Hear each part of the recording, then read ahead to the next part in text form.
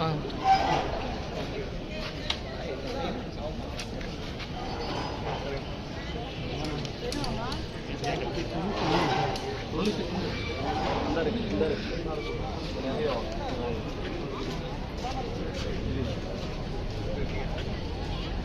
போட்டு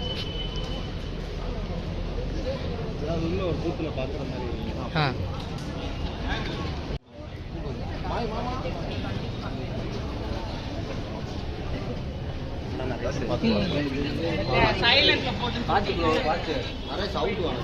ஆ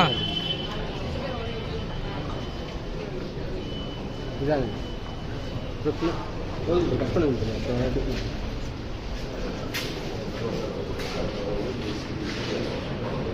அம்மா செக் பண்ணுறது எல்லாமே எடுக்கணும்.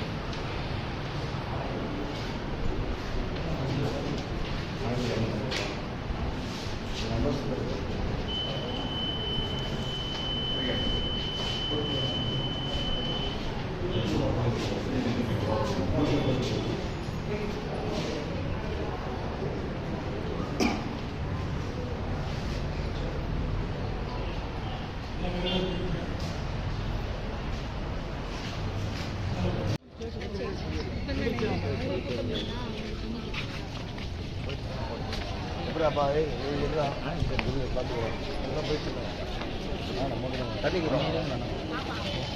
வெளிநாட்டிலேருந்து வந்தது நீங்கள் எல்லாம் சமூக வலைத்தளத்தில் இதெல்லாம் நியூஸில் எல்லாம் பார்த்துருக்கீங்க. அதே மாதிரி வந்து இந்த அளவுக்கு ஒவ்வொரு ஊர்லேயும், அதாவது எல்லா நகரங்கள்லேருந்தும் அந்த சொந்த ஊருக்கு வாக்களிக்க சென்றது இதான் முதல் முறை. இவ்வளோ பேர் இதெல்லாம் என்னென்னா, இதில் பெரிய ஒரு சதி நடந்திருக்கு. என்னென்னா, திமுக வந்து இன்னும் அரசு அவங்க கண்ட்ரோலில் இருக்குது, அதிகாரிகள் அவங்க கண்ட்ரோல் இருக்காங்க.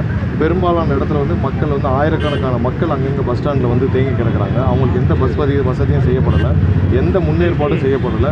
இதில் முற்றிலும் வந்து அதிகாரிகள் வந்து திமுகவோட சேர்ந்துக்கிட்டு எல்லாரும் தமிழக வெற்றி கழகத்துக்காக வாக்களிக்க வர ஒவ்வொரு வாக்காளர்களும் தடுத்து நிறுத்துன்ற நோக்கத்தோட எல்லா இடத்துலையும், சென்னை, கோயம்புத்தூர் எல்லா இடத்துலையும் பார்த்திங்கன்னா பேருந்துகளே இல்லாமல் அங்கே ஆயிரக்கணக்கான 8 மணி நேரம், 10 மணி நேரம், 12 மணி நேரம் வரைக்கும் காத்துக்கிட்டு இருக்காங்க. இப்போவும் காத்துட்ருக்காங்க. கண்டிப்பாக இது வந்து ரொம்ப தவறான ஒரு செயல். இது நாங்கள் வந்து தேர்தல் ஆணையத்துக்கு ஒரு கேட்டுக்கிறோம். என்னென்னா, இது மாதிரி லேட்டாக வர்றவங்க, இப்போ தான் பெரும்பாலான இப்போ தான் ஒரு சில இடத்துல பஸ்ஸுகள் கிடைத்து கிளம்பி வராங்க. சாயந்தரம் வந்து ஒரு குறைந்தபட்சம் ஒரு 2 மணி நேரமும் எக்ஸ்டெண்ட் பண்ணணும். 2 மணி நேரம் எக்ஸ்டெண்ட் பண்ணால் தான் இவங்கெல்லாம் வாக்களிக்க முடியும். தேர்தல் ஆணையம் கண்டிப்பாக இதை வந்து பரிசீலிக்கணும். நாங்கள் அதுக்கு ஒரு கடிதமும் அனுப்ப போகிறோம் தேர்தல் ஆணையத்துக்கு. ஏன்னா பெரும்பாலான இடத்துல இங்கே இருக்கிற இளைஞர்களும் பெண்களும் மக்களும் வந்து வரவிடாமல் தடுப்பதற்காக திமுக சதி செய்து எங்களோட தமிழக வெற்றி கழகத்திற்கு வாக்களிக்க வருகிறார்கள் என்று கருதி அனைவரையும் வந்து பஸ் ஸ்டாண்ட்லேயே தேங்கி கழிஞ்சு அவங்கள வந்து பெரிய சிரமத்துக்கு ஆள் இருக்காங்க. எல்லாரும் பட்ட துன்பம் கொஞ்சம் நஞ்சம் இல்லை. நேற்று வந்து ஒரு 10,000 பேராவது கீழாம்பாக்கத்தில் இருக்காங்க. நேற்று இதில் பார்த்திங்கன்னா கோயம்புத்தூரில் ஆயிரக்கணக்கான பஸ் ஸ்டாண்டில் சாப்பாடு, குடி தண்ணீர் எதுவும் இல்லாமல் காத்துட்டு இருக்கிறாங்க. வேண்டுமென்று சதி செய்த திமுகவிற்கு கண்டிப்பாக தேர்தல் ஆணையம் ஒரு பாடம் புகட்டணும். சாயந்தரம் வந்து 2 மணி நேரமாக எக்ஸ்டெண்ட் பண்ணணும்னு கேட்டுக்கிறோம். நாங்கள் ஒரு கடிதமும் அனுப்புறதுக்காக கண்டிப்பாக தேர்தல் ஆணையத்துக்கு இது சம்பந்தமாக ஒரு பரிந்துரை அனுப்ப போகிறோம். தேர்தல் ஆணையம் இந்த சூழ்நிலை எல்லாம் கருத்தில் கொண்டு கண்டிப்பாக ஒரு 2 மணி நேரம் எக்ஸ்டெண்ட் பண்ணணும்னு கேட்டுக்கிறோம். இல்லை, எல்லா இடத்துலையும் வந்து சிறப்பாக நடந்துகிட்ருக்கு. உற்சாகமாக இருக்காங்க, மக்கள் ரொம்ப உற்சாகமாக இருக்காங்க. மக்கள் சந்தோஷமாக ஒரு திருவிழா மாதிரி உற்சாகமாக போய் வாக்களிக்கிறது தான் நான் பார்க்குற முதல் முறை. இல்லாட்டி இவ்வளோ உற்சாகமும் ஒரு திருவிழா, ஒரு அவங்களுக்கு வீட்டில் ஒரு மாற்றத்துக்கான ஒரு விழா. காலையில் நான் பார்த்தது வந்து இது வரைக்கும் இப்போ தனக்கங்குளத்தில் பார்த்தோம்.